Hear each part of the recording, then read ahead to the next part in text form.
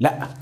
فين المقاومه اللي انت عايز تقيسها؟ الار اكس انت موصلها في الجهاز؟ لا. فوقتها الار اكس بزيرو في الجهاز نفسه. انا بتكلم على الجهاز نفسه. يعني ارجع بقى الحته اللي لسه قايلها من شويه، لما تبقى المقاومه بصفر يبقى وقتها التيار اللي هيمر ماله؟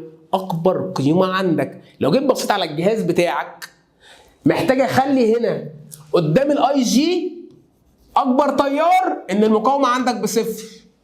يبقى انا محتاج لما اخلي الاكس اربطها بالواي واوصلهم ببعض ان هنا الجهاز او المؤشر يبقى واقف عند الاي جي، اي يعني بيقول لي ان هو واقف عند صفر الاوميتر. فهمتها؟